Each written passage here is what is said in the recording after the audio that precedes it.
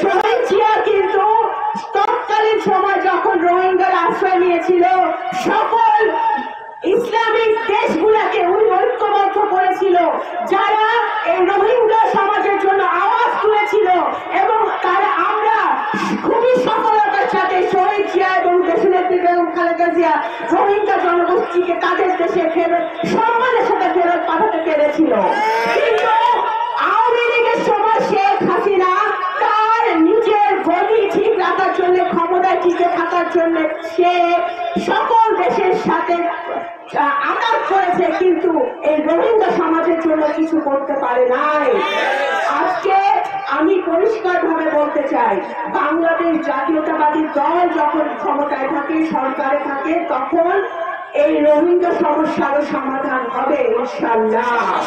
17 বছরের জুলুম, এই 17 বছরের অত্যাচার, এই 17 বছরের জেল হাজত, গুম খুন রাহাজানি, এত বছর এত কষ্টের পরে, এত অত্যাচারের পরে, এত জুলুমের পরে এই 15 বছরের আন্দোলন, এই যে আমাদের পৌরসভায় আমরা মানুষকে হারিয়েছি আন্দোলনে, এই যে হাজার হাজার নেতাকর্মী জেল খেটেছে, আমাদের সামনে বহু নেতাকর্মী আছে যারা বাসায় ঘুমাইতে পারে নাই, এই যে আমার পিছনে দাঁড়ায় আছে এরা বহু দিন গেছে যে এরা বাড়িতে থাকতে পারে নাই।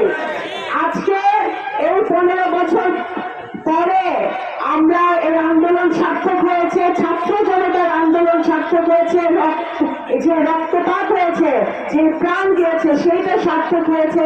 আমরা জুলুমবাজদের হাত থেকে আজকে বাংলাদেশ রেহাই পেয়েছে।